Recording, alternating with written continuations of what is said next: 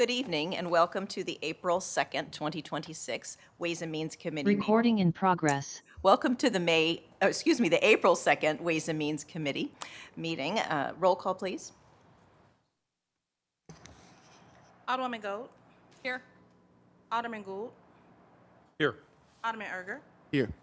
Alderwoman Tice. Here. So before we approve the agenda tonight, there are two things that we would like to change.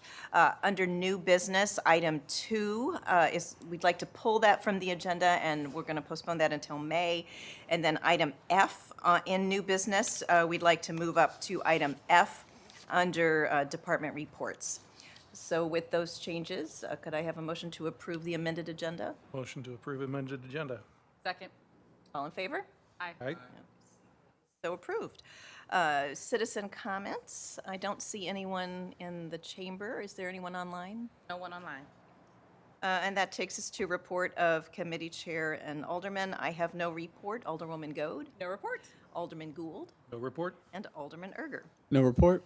It doesn't appear that we have a city administrator's report, so that takes us to department reports. And there's Brad in the monthly earnings report. Hello. Hope you all are well. We can hear you. Things are good. Yes. Okay, so you guys have a copy of what you've kind of been used to seeing historically. At the very top, the little spreadsheet at the top just shows you current earnings as of 2026. So as of now, the first 3 months of this year, you all have earned $141,532 in the 17, 18, and 19 debt service reserve fund accounts for the bonds, along with the general fund.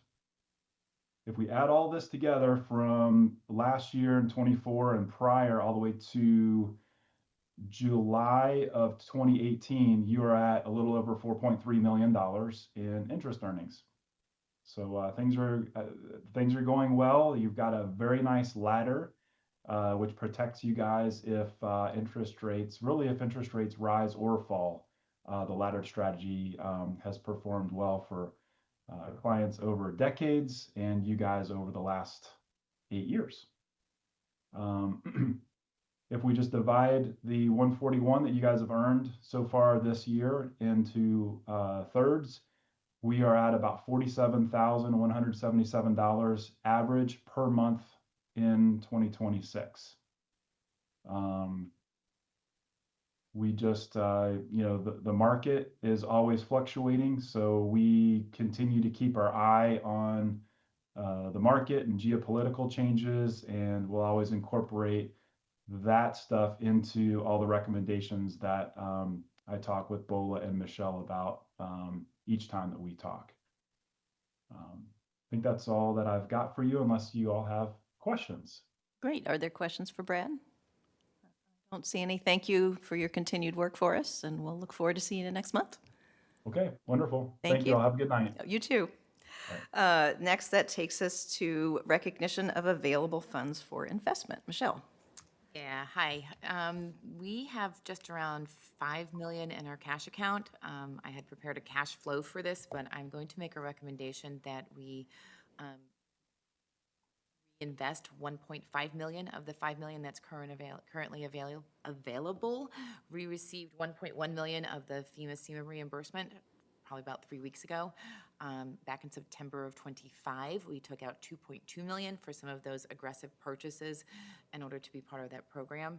And this is sort of putting those funds back. So cash flow wise, it shows that we can sort of handle taking those funds out, still pay for the fire truck that we know is coming, and still just do normal business and still keep right around $2.5 to $3 million on hand and funds available. So just letting you guys know that with getting the FEMA funds extra that's currently still sits in the general fund, we'll be putting $1.5 million reinvesting with Brad. Any questions about that? Any concerns? So tomorrow I'll send him a memo letting him know we've discussed it, and we'll start looking to find some ladders in that ladder that we currently have and plug in some of those gaps with those funds, trying to build back those dollars that we took out in 25 as we get them. Questions for Michelle? You don't need any board approval for that or anything like that. We just, you have the authority to do so. Okay, sounds good. Okay. Next is the annual review of repurchase accounts. And Michelle again. Yeah, so annually I work with the bank normally when we're doing our audit and everything else, and I ask them to do a synopsis of the type of accounts that we have, what sort of interest are they earning, are there any new programs or products that we should be looking into given how our money moves and works and things like that. They were getting ready to eliminate the sweep account that we currently have on our general fund dollars, and the recommendation is to move it to an ICS/Cedars account. And this account still allows us to stay fully collateralized within the FDIC. It meets all of our needs within the investment policy as well as the safety and security options of just keeping our operating accounts. So really, this is a housekeeping matter. We're just sort of letting you know that the sweep is going away, and this seems to be the better and most viable option for the manner in which we keep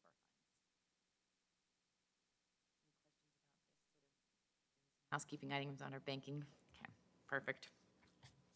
And if you're wondering why the one thing was removed, it's because the financial policies and procedures needs to include this new Yeah, it still account. discusses the repo account and the manner in which that's designed, and now that we're going to move to the ICS/Cedars account, we need to just update that in our policies. That's why we'll do that one in, that's why we'll do that one in May. Next, that takes us to financial statements for the end of the year and then January and February. That is correct. So we have December financial statements, and one of the disclaimers associated with this is that they're still not audited financial statements. So the accruals that will need to occur haven't all occurred in the revenues or the expenditures. We're still in the middle of the audit. So this is sort of still some of the raw data. Our revenues will change. But most of the expenses have already been captured for the most part because we push them back internally when we cut checks and have them in 2 different years on your automatic report. So we'll just touch on some highlights from 25, which I think sort of everybody kind of knows. Revenue-wise, especially for the general fund, we ended up really right on target. Our sales tax for the sales tax in and of itself looks low, but we did get that $415,000 that's sitting in the insurance and other settlements. Nothing super alarming in here. We are going to watch Cablevision and reevaluate that for 27. We've talked about that. We're going to reduce that. Ambulance fees remains on target. We did increase the fines column just based upon how that's been tracking from 25 into 26. And then once again, you guys get these reports monthly, so there shouldn't be any real surprises about some of the things that we encountered. In 25, we had the tornado, we had the storm. So some of the things that we'll see in here in 25, you'll see later on in the budget adjustment. Some of the things that we tackled, such as legal fees, Davy Tree with the tree damage. So some of those higher expenses that sort of tell that story of how we marched through 25 is in here as well. There's anything too alarming in 25, and I think the audit will also sort of show that by the time you get that in May. Any questions on 20? Wrap up 25. So I'll start with a question on 25. So there's several areas where it's down a little bit. The ad valorem, some of the sales tax, and I know there's some, like on ad valorem, there's a delay in when they come in, and we're higher starting in January and February. So can you talk about, will the auditor can you describe what the auditor will do with the January, February money going back to 25? Yes, especially for the ad valorem and the road and bridge and the financial institution tax, since those come from St. Louis County. The method in which we do is called a modified accrual, and what that means is the 60 days out, the January and February revenue associated with the ad valorem, the road and bridge, and the financial institution tax are actually tax dollars that we were delivered in 26, but are 25 funds. So part of what the auditor's doing is preparing those adjusting journal entries for those funds, for those particular line items. And then they will do a very similar exercise for some of the tax dollars, but they won't necessarily move all of them back because they really are some of those deposits for $26 and not 25. But majority of the items that you'll see in January and February of 26 for ad valorem, road and bridge, and financial institutional tax are $25 that were delivered in 26. And then once again, for the expenses, we've sort of already internally did that. Up until February, we were internally moving the expenses back to 25. So 25 holds majority of the expenses. And then my other question is about the narrative before these documents. So there's a lag in getting sales tax revenue to us, and it seems that the lag is now taking longer. So that is the new normal, because it takes longer, and so we're just going to recognize dollars a little later.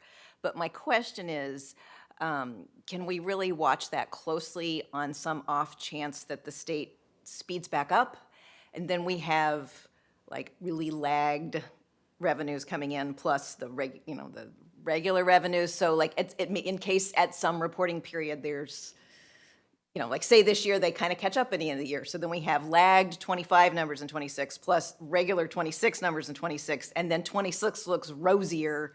26 looks inflated, that's correct, Yes. So can we really watch what isn't coming in? I know we don't have.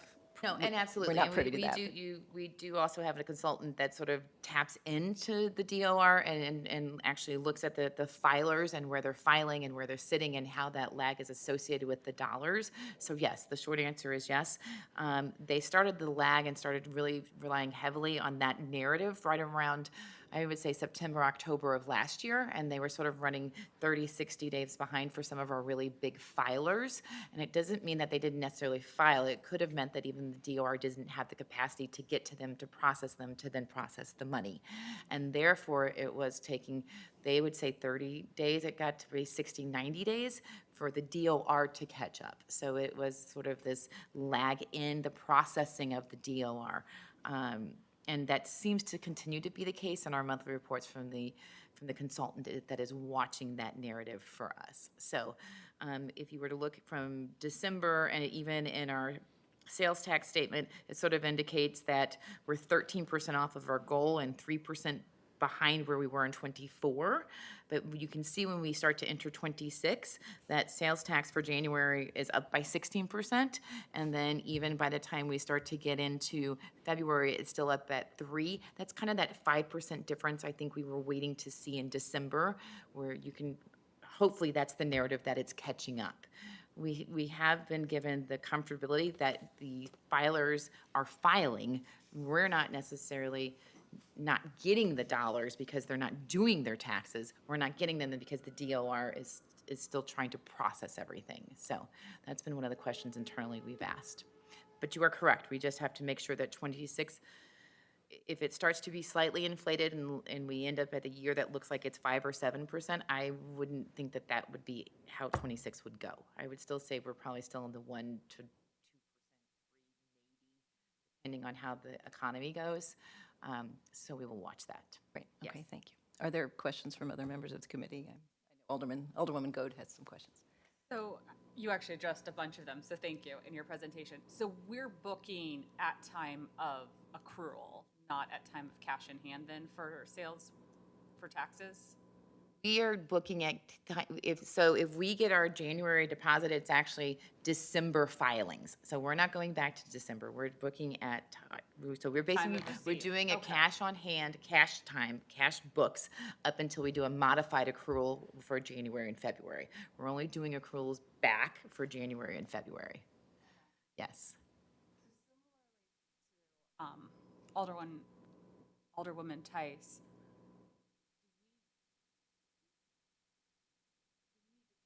consider that our budget for next year is based on what's received this year, or are we not worried about it? Just because if it's always getting later, so my concern is Well, it actually the hasn't been a opposite. history It's not since going to pick the up, it's history going to get hasn't much always- worse. I didn't mean to overspeak you. This sorry. history hasn't always been later. Normally, the lag didn't exist. So I'm not sure if the Department of Revenue isn't considering more staffing, or maybe if they're going through a software change. I know county has been going through a software change. County also is in a major lag. The county dollars, the auditors are having difficulty even getting information from them.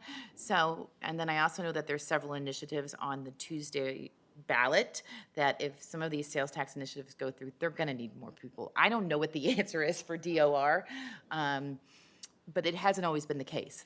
The lag didn't always exist. So yeah, we may need to sort of just pay attention and then see how we start to address this budget and future budgets. And revenue forecasting isn't just based on the prior year alone. It's about 3 years prior, and then based on additional information that Michelle has, talking to department directors that are responsible for some of those revenue line items. It's a joint effort to make sure we're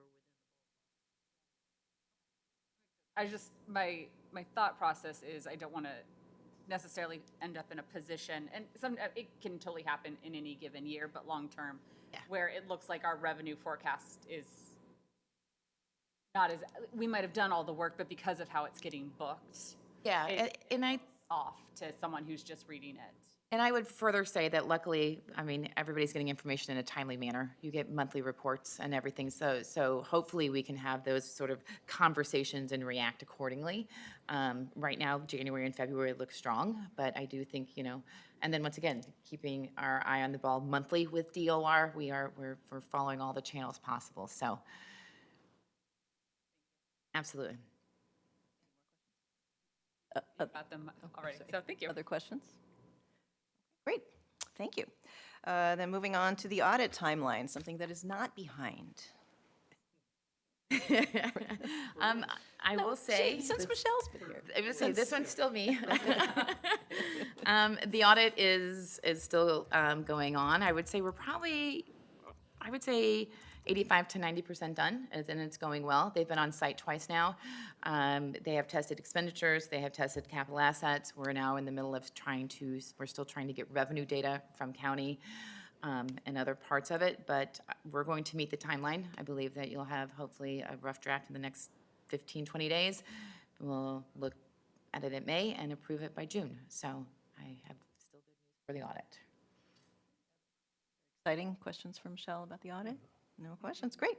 And moving on to the new F, the Missouri Ground Medical Transportation Reimbursement Plan. Chief?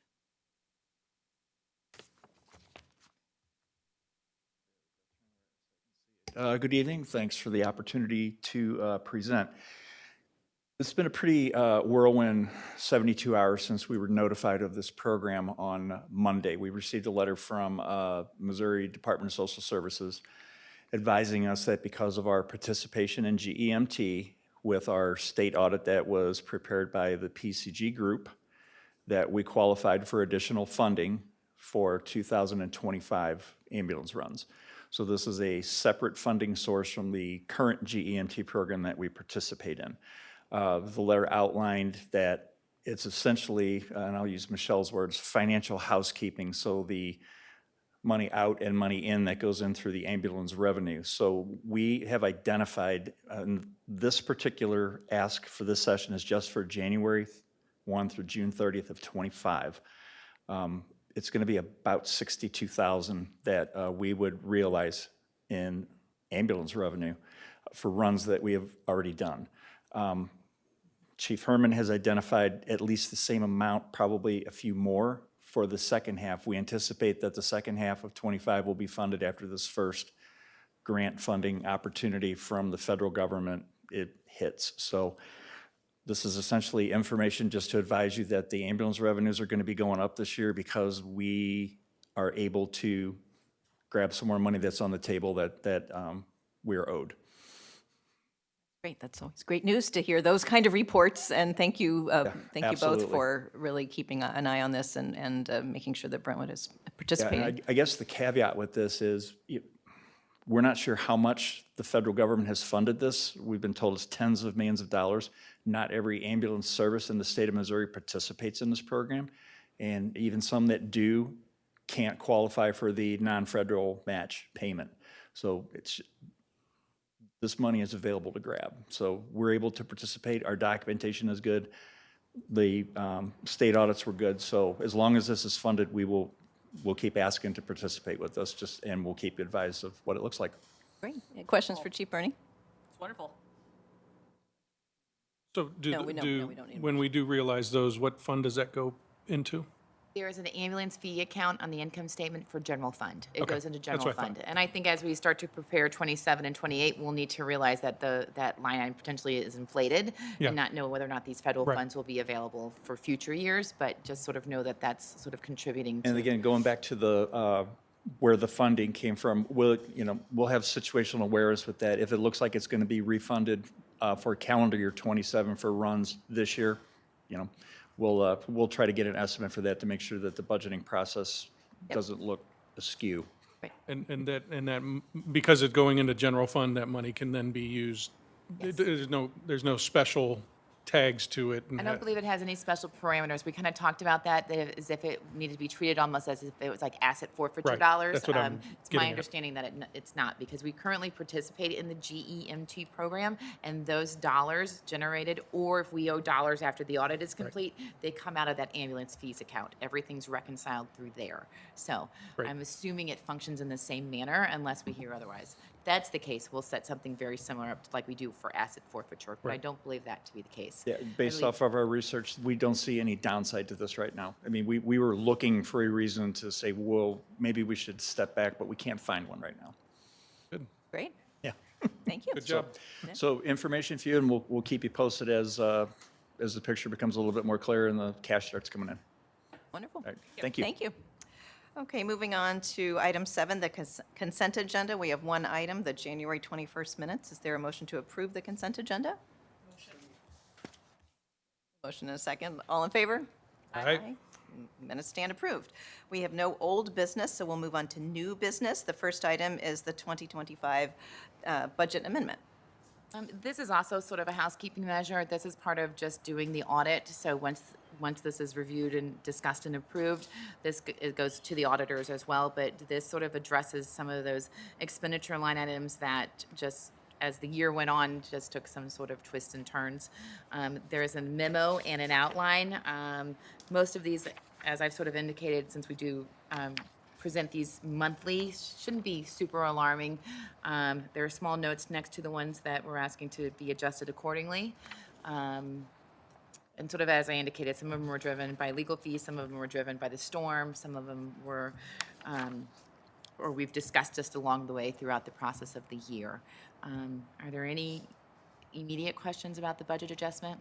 So I'll start with one. So I noticed we are paying the Missouri American Water large fee that we owe. Have we gotten to the bottom of what's going on with the fountain and why they think we owe this I don't believe it's been money? warm enough for you guys to run that synopsis. But we did pay this in '25. We knew that the payments were made, and we're challenging them into '26. Yeah, the concern was if we turn on the water and try to start it up to discover where the leak was, that the pipes would freeze again and we'd actually burst some pipes. So what we're doing is waiting until we get a little bit later this month to try to get everyone out there once we turn on the fountain to try to investigate and figure out what's going on. Great. Other questions from Michelle?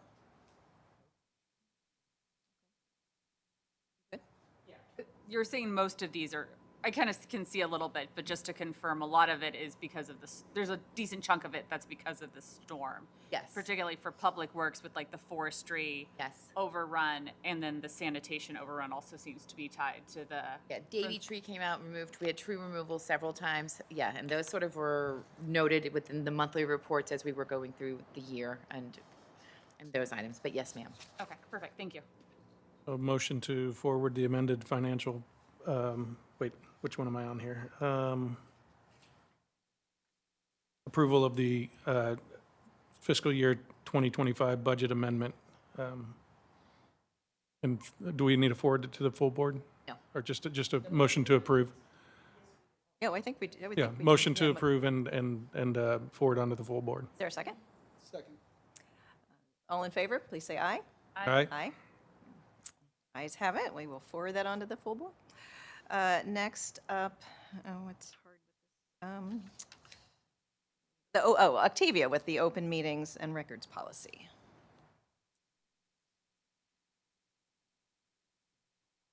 Okay. So the Missouri Sunshine Law basically states that every record or meeting of a municipal government is open. However, there are some exemptions. And the most common exemptions that the city of Brentwood uses is one which is legal, 2, real estate, 3, personnel, and 12, contract negotiations. So during the last legislative session, they made some changes to the Missouri Sunshine Law. I'm sorry, I was trying to talk louder because I was hearing the, and during the last legislative session, they made some changes to the Sunshine Law. And those changes, what was included in the changes were they added a few more exemptions in there. Some may or may not be used by us. Like I said, there's about 27, 28 exemptions now overall, and we primarily just use 4.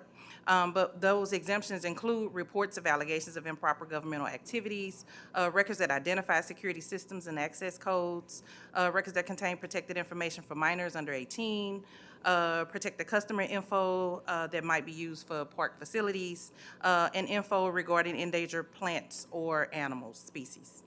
And then additionally, they made some other changes as it relates to records requests and the applicable fees. So they clarified time frames when a request is received and we might need more information from the requester. We would go out, we would ask them for the info. And so now what they're saying is they have 90 days to respond to us. Or 150 days if we estimate the fees to exceed $1,000. And before, they did not have that time frame in there, so they added that. A policy that they've added, or a procedure that they've added that the city did kind of use already, is that they now require payment before fulfilling the request, but for the most part, we've already done that anyway. And then the other thing that they've added is they now require 90 days before a request is closed. So if someone requests a record or a document, prior to now, they weren't really clear on how long it had to take for us to give them to respond with payment. So now it's 90 days, or if it's $1,000 or more, then we have to give them, again, 150 days. And so those are the changes that they've made. But because we've adopted the Sunshine Law as a part of our code, Chapter 145, we need to go ahead and make the updates to it. Are there questions for Octavia? Seeing none, is there a motion to amend our ordinances to the open meeting and records policy? Second, and forward onto the, And forward onto the board for approval. Say yes, thank you. Motion and second. All in favor, please say aye. Aye. And I did want to make one more mention for housekeeping. A part of that code also allows the city to charge the average clerical salary when doing research for record requests. Now, we haven't updated that charge in about 10 years or so. And so right now, the charge is $20.08. And when you go in and we look at all the salaries of the personnel that's eligible for this, it changes our rate to $44.38. So that does not have to be updated. It's already in the policy that's the fee structure. We just haven't updated it in a while. Thank you. Moving on to the business license. So if you remember last year, there was a dance school that was located in the light industrial district, which is a permitted use. However, under business license section, it required review at the Public Safety Committee. So we have a pending application for another dance school that is actually in the MC district, but so it will go through the conditional use process, but we wanted to proceed with a text amendment to address removing that use as a requirement under public safety in the business license section, since it already does a review through the conditional use permitting process. And then make some of the easier text amendments along with that regarding compliance with certain state laws, such as billboards, where the state says that cities cannot charge more than 2%. So that of the revenue, so we've taken that out. We currently do not have any billboards. We are also removing some of where it had one fee for home for the aged, where there's a different section within the business license section that deals specifically with elder care facilities. So we are just looking for those easier text amendments at this moment, and at a later day, we'll start getting into a review of all of the business license. So hopefully. Are there questions for Whitney about these, I'll call them housekeeping changes? Could I have a motion to forward these changes on to the full Board of Aldermen? Aye. Have it, we will forward it on. And then next up, we have payroll services RFP. Is that Tangela or Michelle?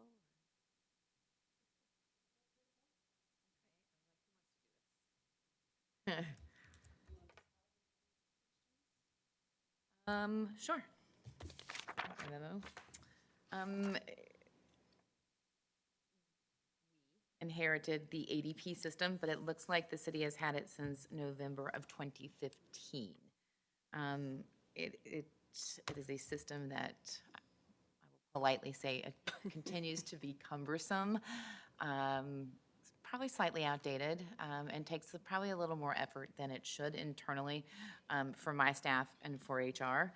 And I personally think it's expensive. Internally, we have sort of started to go through the motions of seeing what's available out there, what are other cities using, what are other cities using who have police and fire. I think sometimes those are the schedules that sort of make this slightly a little more difficult with scheduling the scheduler, as well as the big, beautiful bill act that now has us breaking out the overtime sections. ADP does not have the capability to do that, so currently we are internally tracking every employee and manually doing it.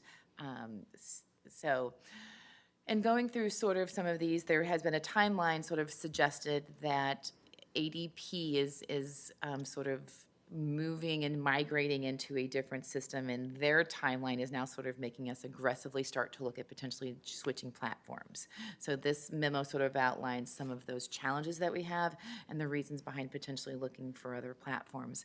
In that, we would like to request to go out for RFP. To search for payroll services. And doing that, we're asking that it sort of be an accelerated timeline of 15 days for RFP, mainly because we've already sort of had discussions with some of the top payroll services sort of in the area, and we sort of need to make sure that they all stay within the same parameters. So they're all pretty familiar. We would definitely reach out to ADP, make them aware, and then some of the other top payroll services that are available. So we feel 15 days sort of still gives them enough time to prepare what they think our needs and wants would be. So this is prepared to sort of say this search internally between HR and finance, because the payroll system also holds and houses lots of things for the HR department, the employee manual, all of the things sort of related with the employees on the back end and the benefits. So finance and HR use it heavily. And I think that some of the other systems that have been explored sort of will fit our needs better. And that's sort of what this memo kind of outlines. Is that fair? Very fair. Are there questions for Tangela or Michelle? You answered my question. I thought 15 days was really aggressive, but I guess if you feel that is sufficient to get what we need, then. Done a little bit of homework on the back end of this and then realized that once again with the timeline and with ADP sort of pushing out their rollout of the system, we realized that we probably need to do this actually this year, towards the end of this year to start for the beginning of next year. So as I said, we sort of internally started having meetings with some of the current payroll providers and then realizing that we actually need to go out for RFP. So they're a little more prepared to be able to sort of meet these RFP requirements. Okay, sounds good. Is there a motion to proceed with the issuance of RFPs for payroll services? So moved. Second. Motioned and seconded. All in favor? Aye. Aye. Any opposed? And Tangela, could I put you on the spot for a second? Since we're talking about staff, can you talk about the thing that happened yesterday with staff? The goat yoga. So every other year we get the Slate grant, wellness grant for the employees to use. And this year we did go out and survey the employees on what they wanted to see. And the heavy response was more experiences. And there was a great big response for goat yoga. one of the caveats with the wellness grant is that it has to be inclusive. So we made it where you can do regular yoga, goat yoga, just watch, hold the yoga. It was a mental health, stress relief type of event where you could be petted by the goats because they were definitely crawling on our backs and nibbling on our hair and ears and things of that nature. We had about 16 to 18 participants. We used Go Yoga of Southern Illinois. Her name is Anna. She had a lot of goats. She brought out all of her kidlings, and she had about 16 babies with her, so we got to interact with 12 of them. She did leave the mothers in the trailer, so there was less mess from the babies, which was very pleasing for the employees. The overall response was everyone had a good time. It was very much a good middle of the day break, even with the weather. We used the pavilion at the destination playground, so we were able to open the glass windows and get that fresh air flow, do some stretching. We did have a few employees who were able to utilize the chairs, who couldn't get down on the floor. So it did encompass everyone that wanted to participate in that event. And we had a blast, and we felt dirty afterwards, but we had a great time, so. The real news is that Eric allowed goats inside the pavilion.